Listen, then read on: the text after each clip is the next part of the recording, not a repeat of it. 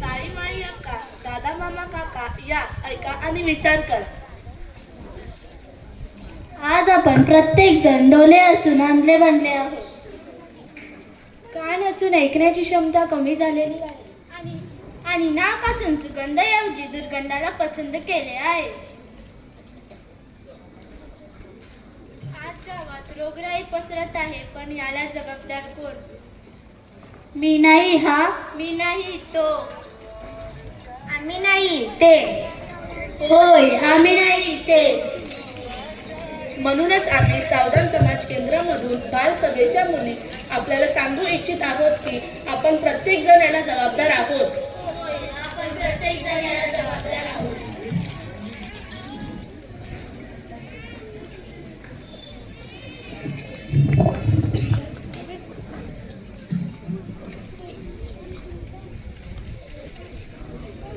अरे ज्या समुद्रामध्ये तुझी रोजीरोटी चालते तेथेच तू कचरा फेकतेस.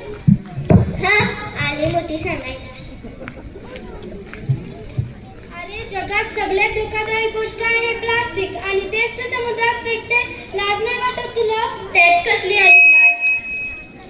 अरे माणसा, तुला माहित नाही का तू समुद्रात टाकलेली घाण कचरा प्लास्टिक शेवटी समुद्र आपल्या पोटात कधीच ठेवत नाही.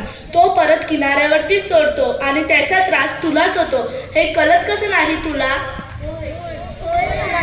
तुला कसं काय वागतोस? याचा त्रास तुलाच होतो. हे कळत कसं नाही तुला?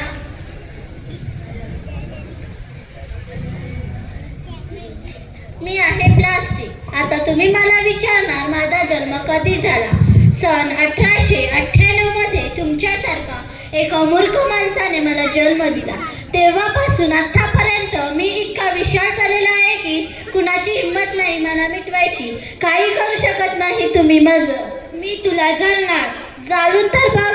त्या हवेच्या साह्याने तुमच्या श्वासाच्या मार्गाने शरीरात घुसलं तर बघ. कालपर्यंत तुम्ही मास्क लावून फिरत होतेस, आता तुम्हाला ऑक्सिजन सिलेंडर घेऊन फिरायला लागेल. मी तुला पाण्यात टाकून बुडवणार. टाकून तर बघ. त्या पाण्याच्या पोटातून तुझ्याकडे परत नाही आलो तर माझं नाव प्लास्टिक नाही. मी तुला जमिनीत गाडणार. गाडून तर बघ. त्या जमिनीला मी नापीक नाही बनवलं तर माझं नाव प्लास्टिक नाही. तुम्ही सर्वजण एक एक करून मरून जाल, पण मी कधी मरणार नाही, कारण मी अमर आहे, प्लास्टिक आहे.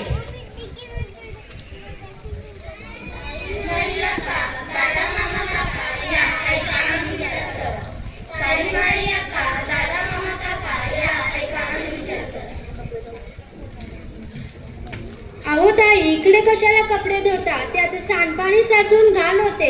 त्याचं तुम्हाला काहीच वाटत नाही? चालती हो, आली मोठी सांगायला. अहो ताई, इकडे कशाला कचरा टाकता? तिथे कुंडीत टाका ना. गप्प बस, तुझ्या दारात तर नाही ना टाकला.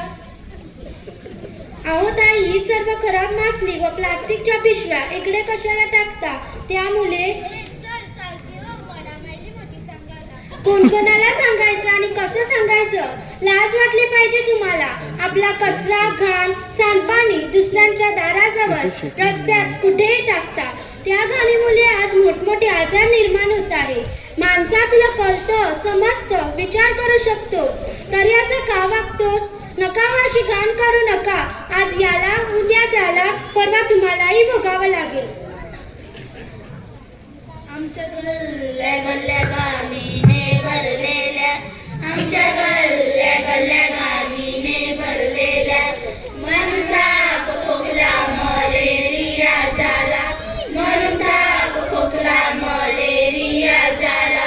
स्वहाताने आजार मागून घेतला, स्वहाताने आजार मागून घेतला. आमच्या गल्ल्या गल्ल्या गावीने भरलेल्या.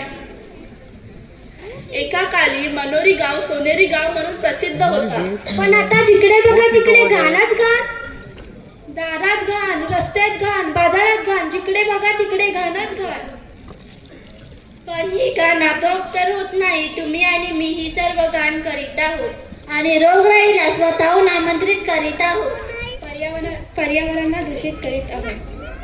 आपण प्लास्टिकचा अतिवापर करत राहिलो तर तर आम्हा मुलांचे भविष्य काय? मोठे आम्हा मुलांच्या भविष्याचा विचार करतात का?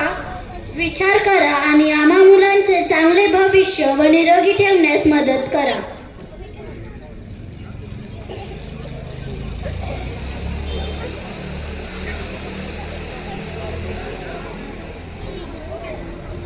होय, आम्ही आजपासून प्लास्टिकची एक पिशवी कमी करण्याचा प्रयत्न करू व पर्यावरण वाचवू.